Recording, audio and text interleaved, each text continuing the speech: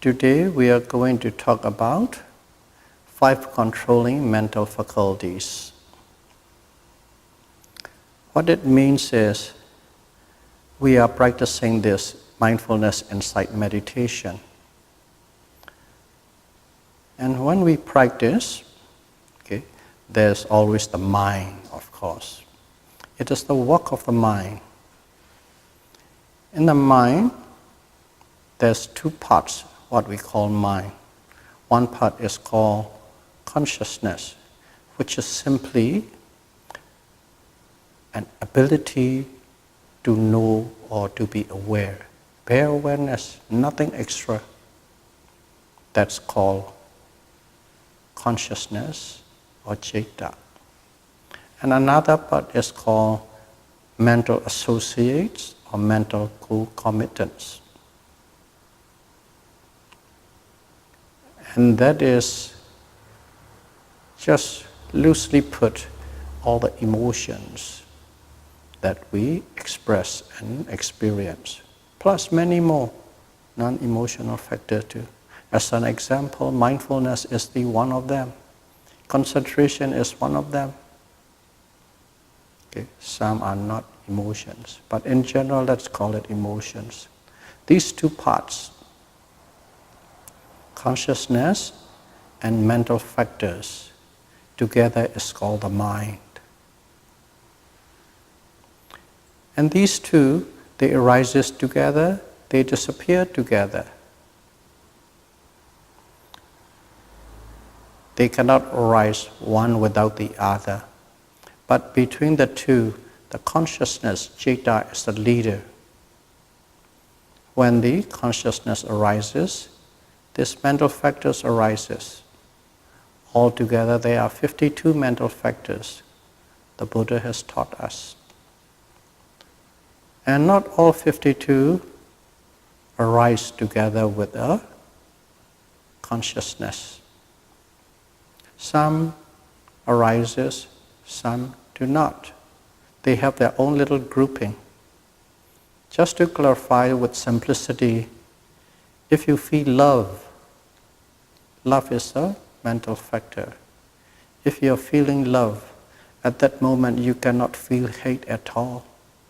If you are feeling hate, you can't feel love at all. Those both are mental factors, but they cannot coexist together.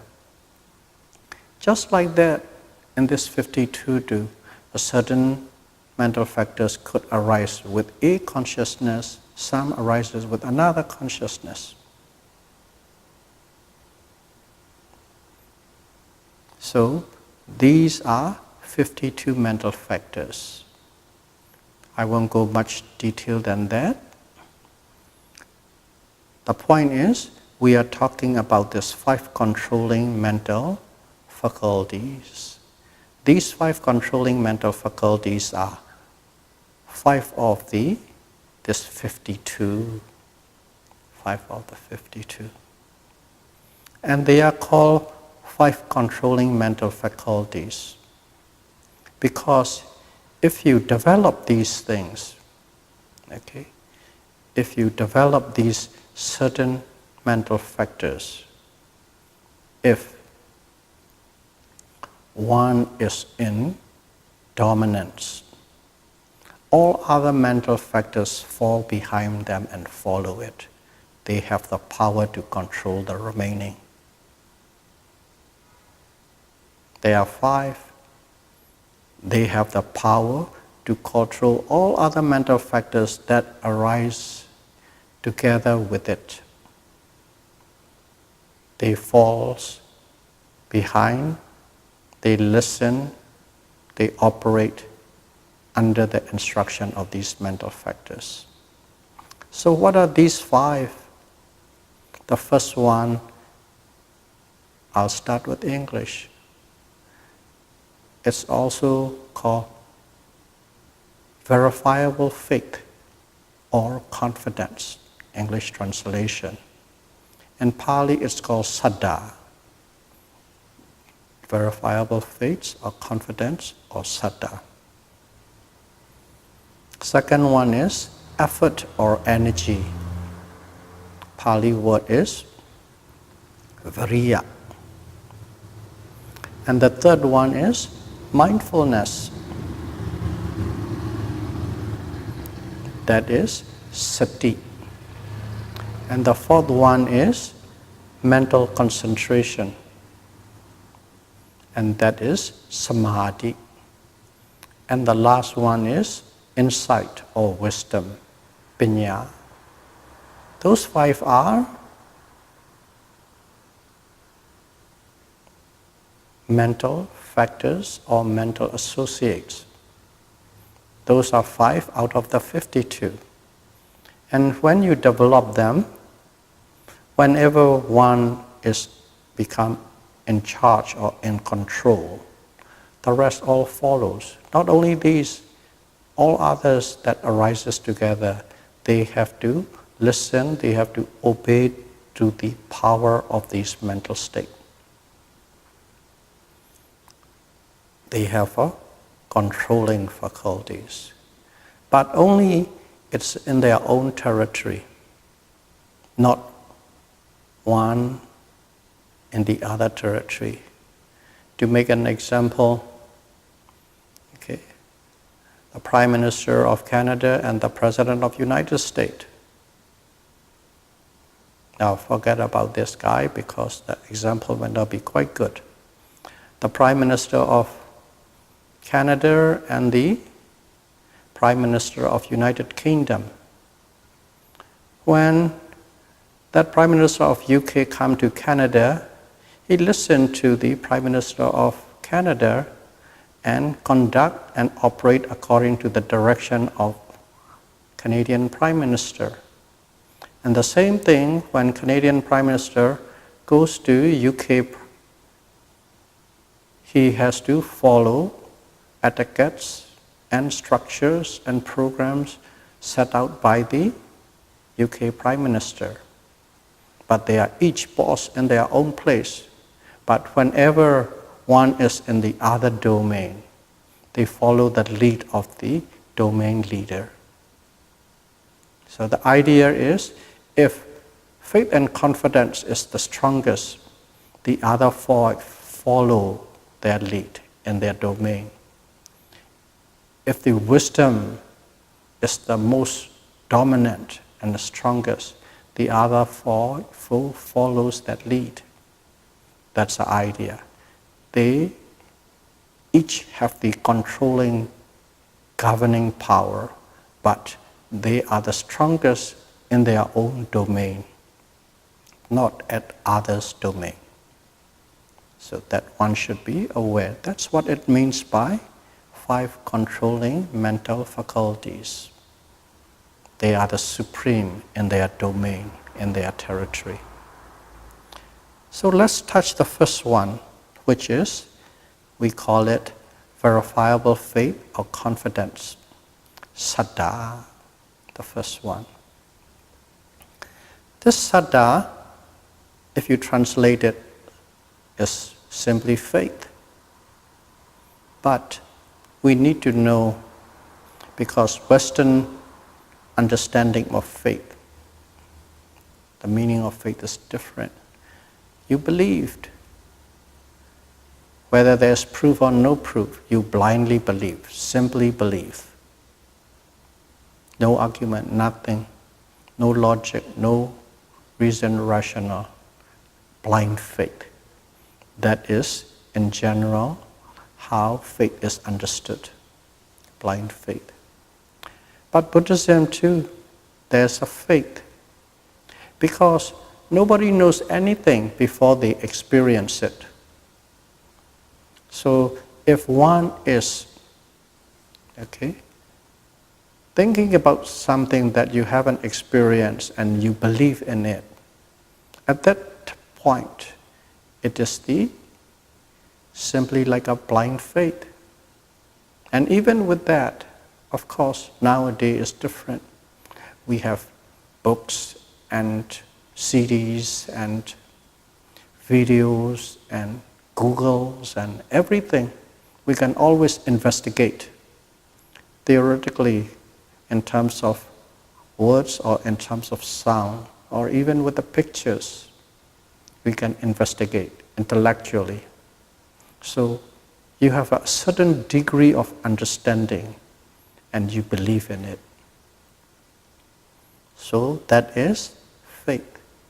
If you don't know anything and you believe, that's faith. But at the same time, whatever you blindly believe in, you explore and investigate through your words, books, and videos, and CDs, and so on. You use your intelligence. Oh, it's sensible. You believe, but your belief has some support behind you, some reason and rationale behind you. That's faith. And then in Buddhism too, you will see a lot of things while you are practicing. If you talk right now, it will be hard to believe, hard to comprehend.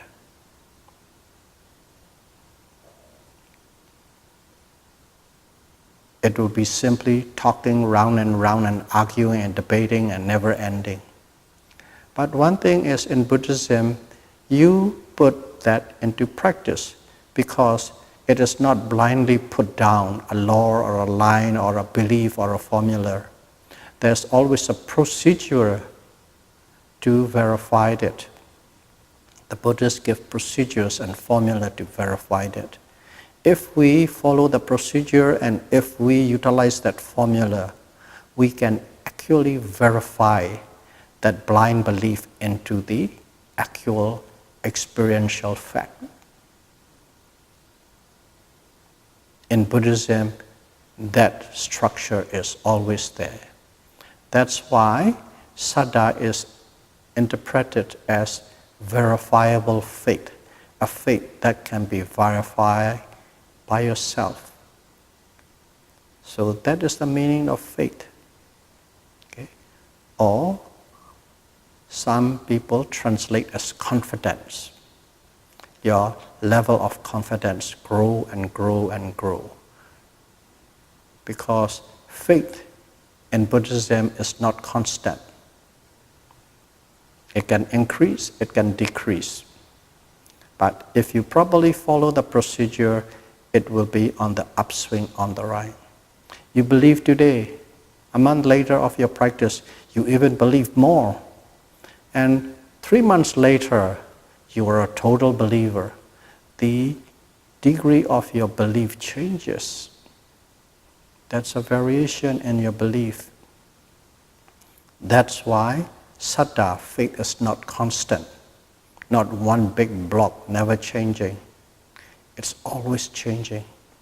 And at the same time, if you dropped it, you become drifted and far apart. Your belief becomes weaker and weaker and weaker. It is not static, it is dynamic, it is changing. That is Buddhist faith. Translate as verifiable faith or confidence. So that is the first thing. And that is very important, this faith or belief. Because this faith or belief is the beginning of everything you do. I'm not talking about having a breakfast, drinking a cup of coffee. Whatever you consider worthwhile to do, whatever cause you believe in climate change, you believe in saving the forest, you believe in protesting the bad government, believe. Because these are important to you, these issues are worthwhile for you to pursue. Okay, these are the issues. And when you really believe into the issue, everything changes. Before it's, okay, sounds good. That's so fantastic. And that's it. After that discussion, you went away, you don't pursue anything. You do not have faith in it. You're intellectually accepted. That's right, I accept that explanation. But when you believe, when you have saddha, when you have faith in the cause, it changes everything. You dogmatically follow that cause, pursuit of that cause. You work for the cause. You prevent for the cause not to fall. You promote that cause. Everything just escalates. Where does it start? With the saddha, faith. That kind of strength it has, that kind of strength and power that mental states can give a person. When you believe, when you have faith, when you have saddha in something, it just escalates. That's why everything worthwhile pursuing, that you consider worthwhile pursuing, all starts. Starting point is what? Saddha, faith and confidence. When you have this, you are on a roll. Nobody can stop you. You will not be standing still. You will be pushing and pushing and pushing. That's the power of saddha, or faith and confidence. That's one. We know now what saddha is, and we know now what it can do to a person if you had that mental factor holding you right at the top along with it, and it will keep you as outstanding. It will give you an outstanding position in that circle because of that faith and confidence. So that's what faith is. We know what it does and we know what it gives. I'm talking in general, of course. Now we are doing meditation, specifically meditation that's taught by the Buddha, mindfulness insight meditation. So we have to apply this saddha in context with this meditation, mindfulness insight meditation taught by the Buddha around 2,600 years ago. So in here it's very become specific. Okay? You can categorize. What is it? What do you have a faith in? Let's start with Dhamma or Dhamma. Dhamma is a Sanskrit sounding. Dhamma is a Pali sounding. They are the same. Dhamma, Dhamma, Dhamma. What is Dhamma? In general, of course, you say Buddha's teachings is Dhamma.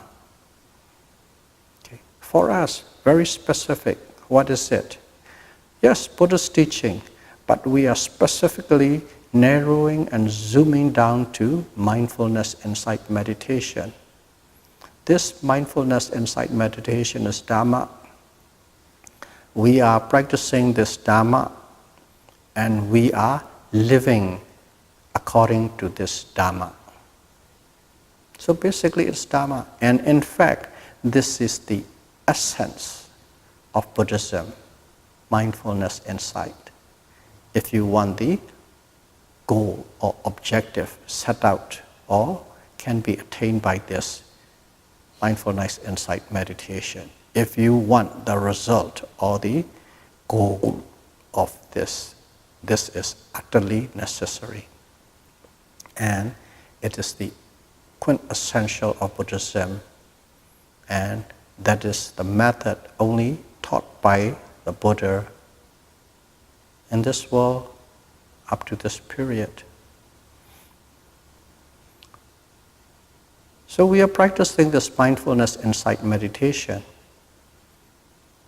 So if you are practicing this mindfulness insight meditation, if you do not believe in it, if you don't have faith in it, if you don't have confidence in it, and you are practicing, basically you're wasting your own time. You rather pack it up and go to the beach and play volleyball. That might be better, rather than sitting and practicing without any confidence in it. That's what it is. what kind of faith and confidence you have to have in? You must have into the Dhamma. I start with Dhamma. The reason is because this is what you are practicing and you already know.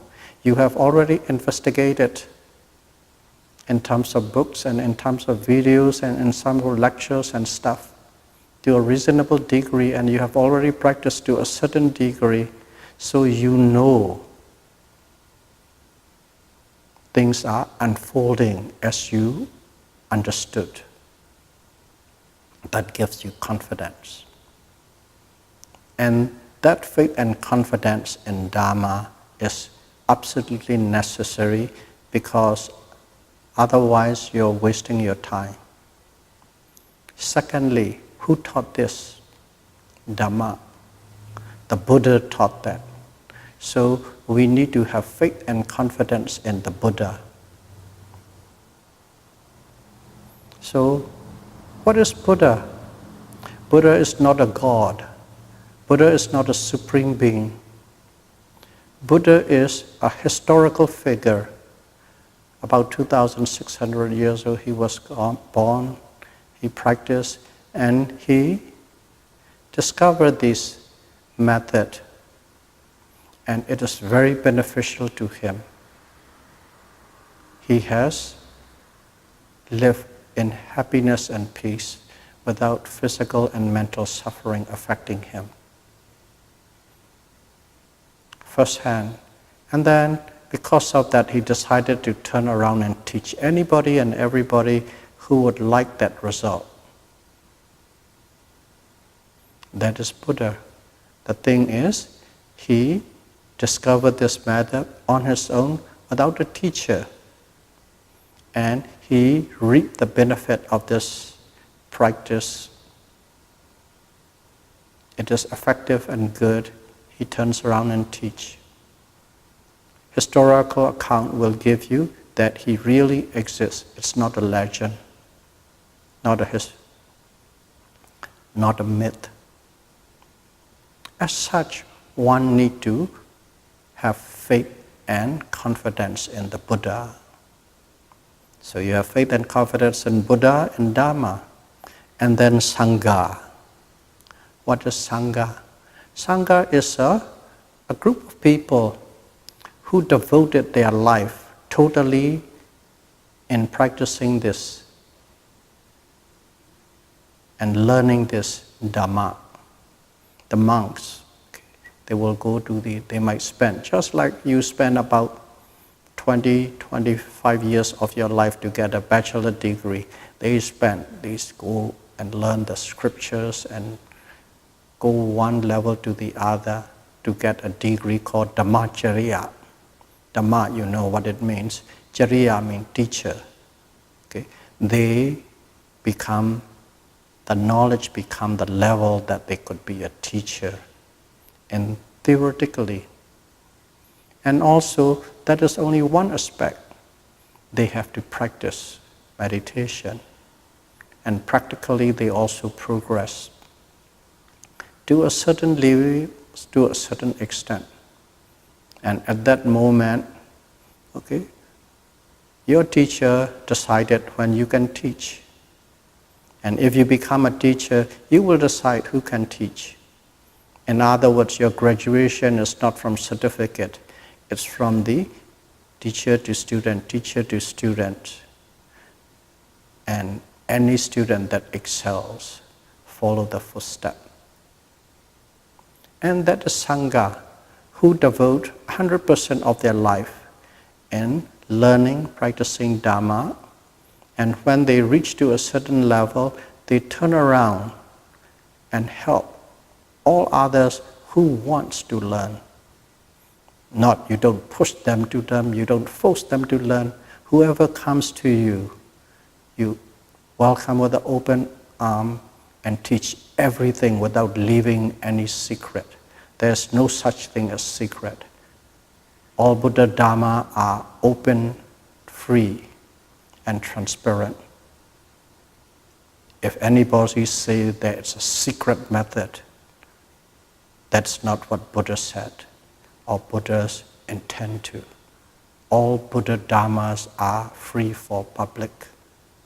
All that you need is, you need to choose a teacher that you have confidence in. That's all.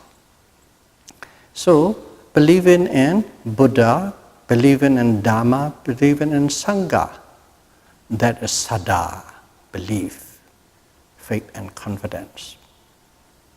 Now, one more. One more is, you have to have confidence in yourself. You have to have a belief in yourself.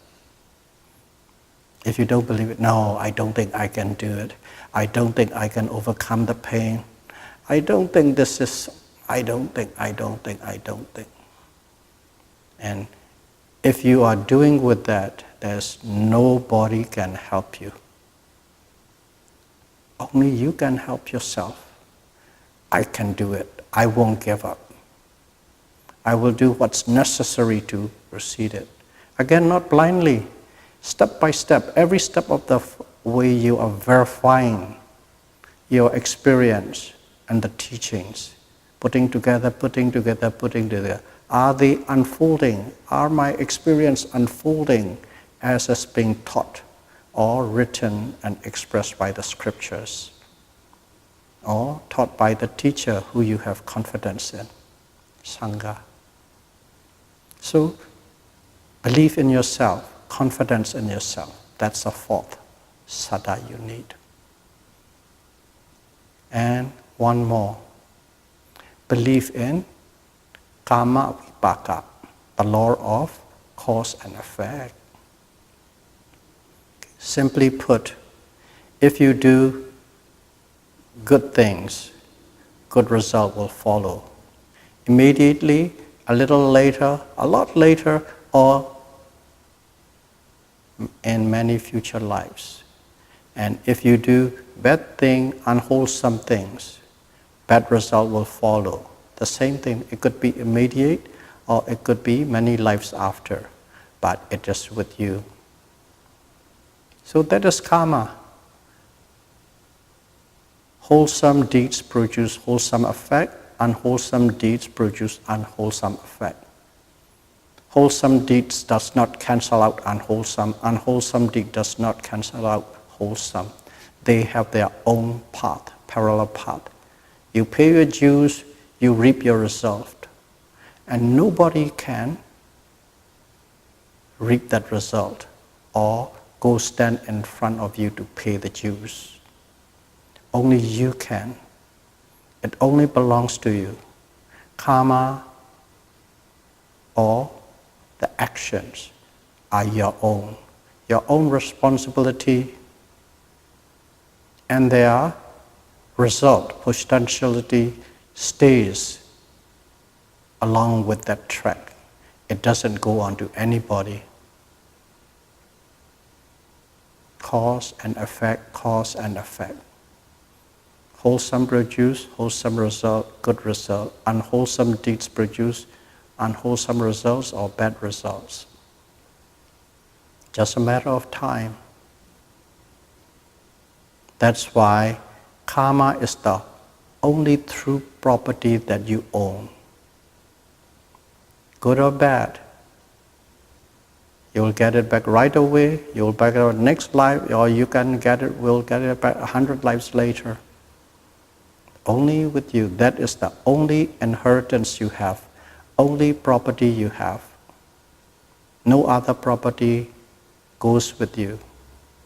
Only that potentiality of karma, of your actions. What actions? And actions in terms of thoughts, actions in terms of speech, actions in terms of deeds, wholesome or unwholesome. That is the driving engine that will keep on driving, that will keep on going round and round and round and round, never ending. That creates samsara, cycle of birth and death and birth and death and birth and death, never ending. As long as there's a birth, there's a death. As long as you have a life, that life is full of physical and mental pain.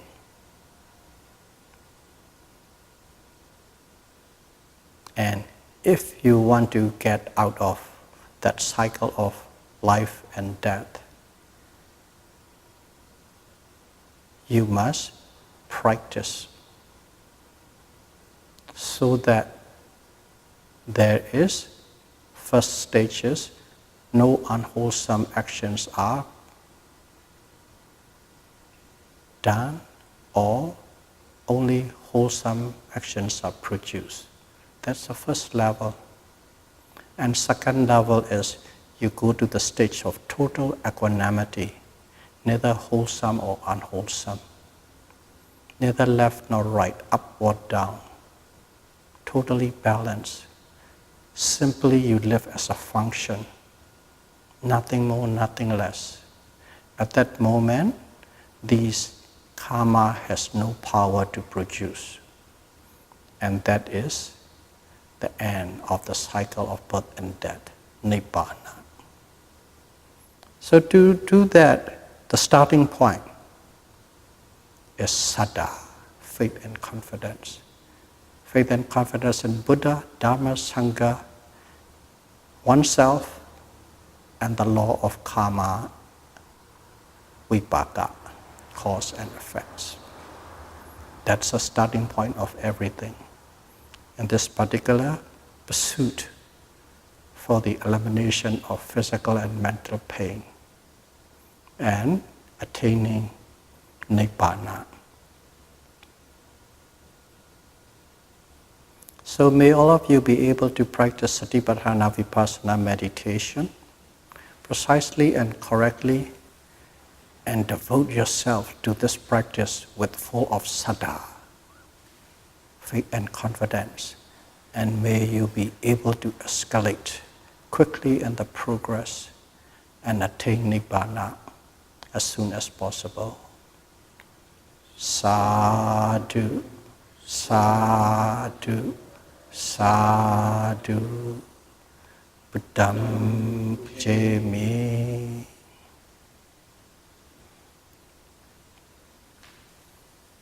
Dhammam pujami.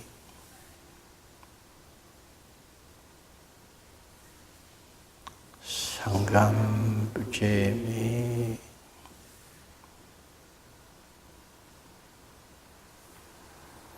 Thank you very much.